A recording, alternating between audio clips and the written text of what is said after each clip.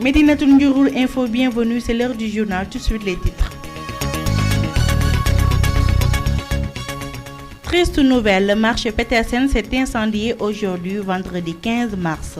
Les cantines et les marchandises sont partis en fumée après 3 heures d'activation des pompiers. L'incendie a été maîtrisé difficilement. Nous aurons à écouter les premières réactions dans cette édition. Dans cette session d'information sera également objet de la grève des enseignants de ce style. Une grève de 72 heures renouvelable est décrétée. Nous parlerons aussi des cris de cœur des menuisiers locaux. Adji Koumba Diop s'est enfui au cœur de ce secteur de la menuiserie en bois. Autre secteur pour d'autres problèmes. Les charretiers de Sangalkam dénoncent les mauvaises conditions de travail. La page internationale sera de mise et la partie sport va boucler cette session d'information. Chers internautes, le développement c'est après ce jingle.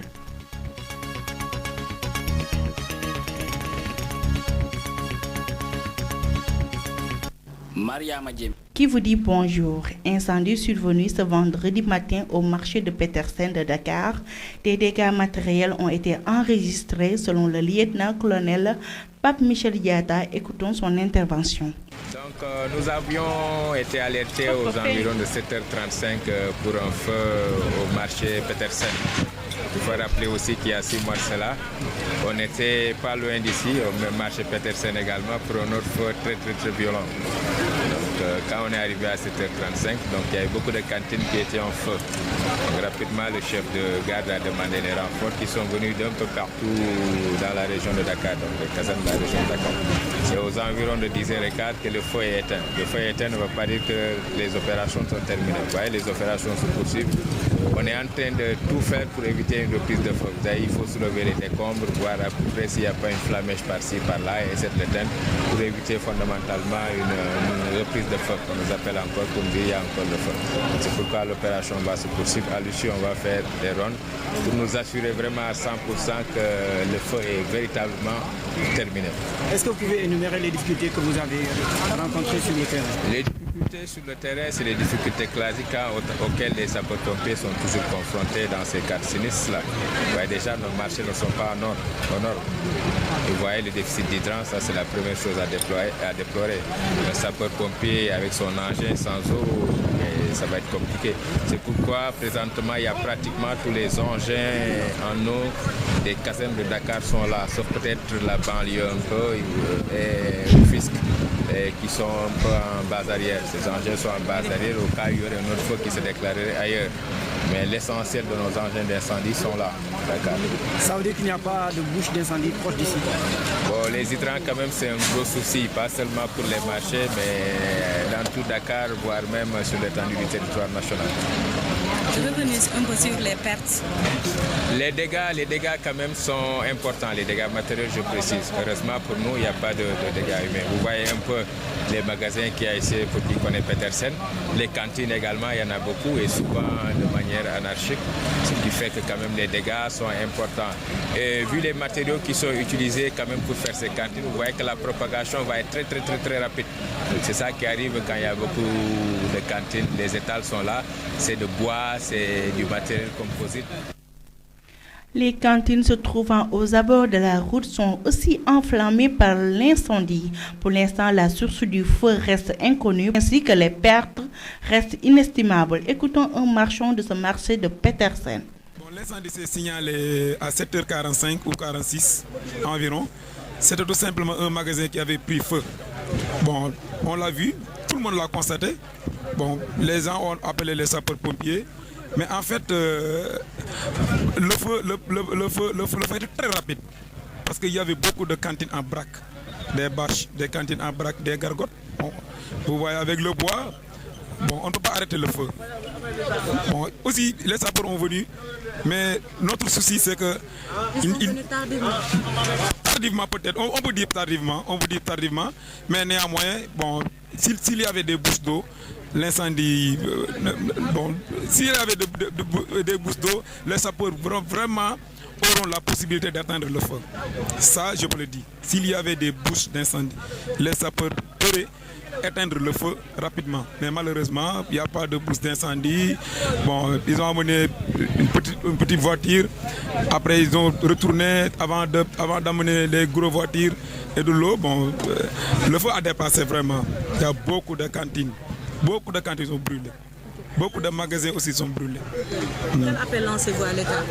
À l'État du Sénégal, c'est d'organiser les marchés. Malgré que nous sommes là, mais l'organisation reste vraiment... Il faut qu'on réorganise nous-mêmes les citoyens, je dis. Il faut qu'on réorganise les marchés. Il faut que l'État installe partout des bourses d'incendie. Il faut que l'État installe partout des bourses d'incendie. Et qu'il améliore les matériels des sapeurs-pompiers. Vraiment, tout le monde disait que si c'était l'armée française, le feu aurait éteint rapidement. Parce qu'ils ont les gros moyens. Ils sont les gros moyens, malheureusement pour nous.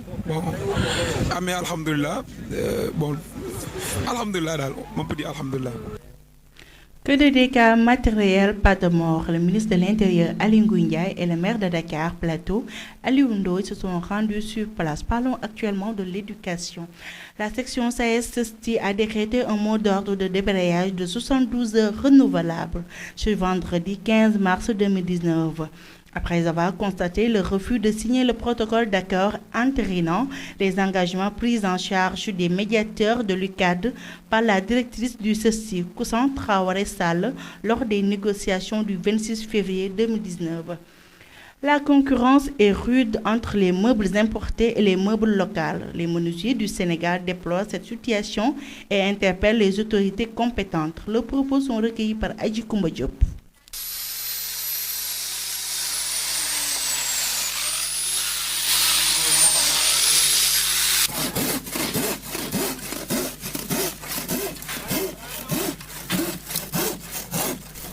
Les meubles importés gâtent le coin. L'importation des meubles constitue aux yeux des menuisiers trouvés à Keur Massar une concurrence déloyale. suñu jafe-jafe menuiserie locale moom bari na jafe-jafe soxna si lool problème mu importé yi loolu moom jarul ñu si débat ñun menuisier yi parce que mënuñu ci dara quoi. ñi ko fiy dugal ñi ngi ko fiy dugal loolu ñun amuñu ci benn loo xam ne mën nañ ko ci ñun mënuñu si dara. lu ñuy dimbale mu importé bañ a duggati ci dëkk bi bois bi amul problème lu ñu mun di indi ñun dinañ ko jënd bi importé bi moom arrangé wu ñu waaw man bokk arrangé wu ma quoi. Si les meubles importés dérangent certains menuisiers, tel n'est pas le cas pour Cheikh Gueye, qui trouve son gagne-pain, car sa clientèle est éveillée par rapport à ses concurrents. jafe-jafe nag franchement bëriwul quoi avant nag importé bi daan nañu sonal mais léegi gars yi yeewu nañ ci xam nañ ne importé bi dëgëratul moo tax léegi na mu war a doxee importé bi doxeetu ko fi mu toll nii moom menuisier yi ñu ngi commencé di lekkaat seen wërsëg quoi. Ces menuisiers rencontrent d'énormes difficultés et jugent auprès de l'État de ne plus faire entrer les meubles importés.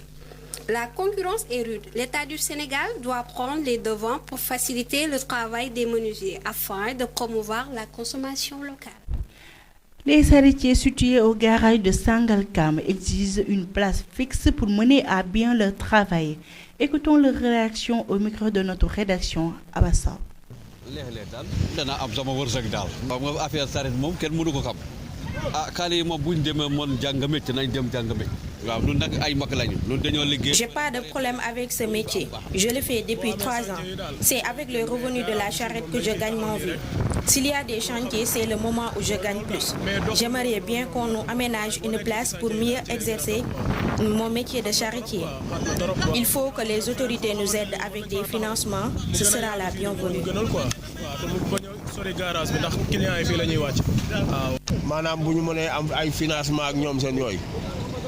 Après les 8 membres de la coalition IDI 2019 jugés et relaxés la semaine dernière, 2 autres partisans, Bassirou Dieng et Moussa Thiomban de la même mouvance, ont bénéficié d'une liberté provisoire hier. Page internationale.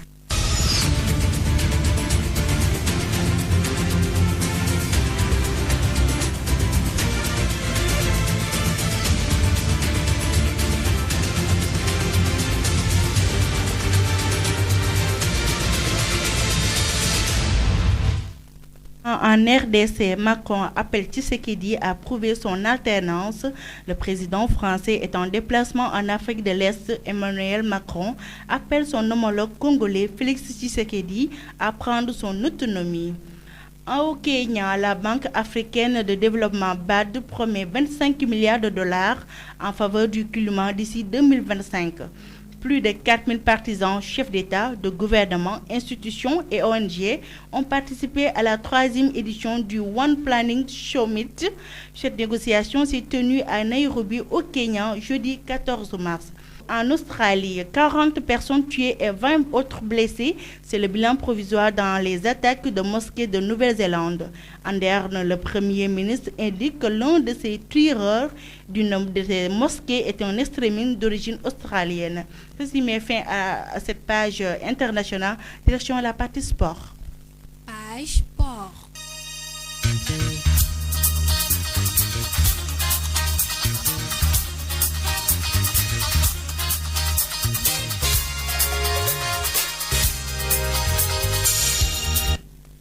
Un seul point pour la partie sportive. Ligue des Champions, le FC Barcelone et le Manchester United se retrouvent en quart de finale.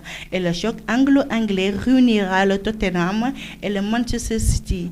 Ceci met fin, mesdames et messieurs, à cette page internationale et sportive. Tout de suite, le rappel des titres.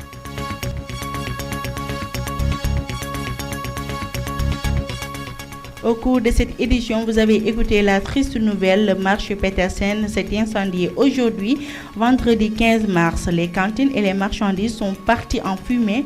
Après 3 heures d'activation des pompiers, l'incendie a été maîtrisé mais difficilement. Vous avez écouté les premières réactions dans cette édition. Dans cette édition aussi, nous avons parlé de la grève des enseignants de CESTI. Une grève de 72 heures renouvelable a été décrétée. Au cours de notre information, vous avez écouté les cris de cœur des menuisiers locaux. C'était avec Adji Koumba Diop. Au cours de cette session aussi, nous avons parlé des charretiers de Sangalkam qui dénoncent les mauvaises conditions de travail. La page internationale a été de mise et la partie sport a bouclé cette session d'information. Mesdames et messieurs, merci beaucoup.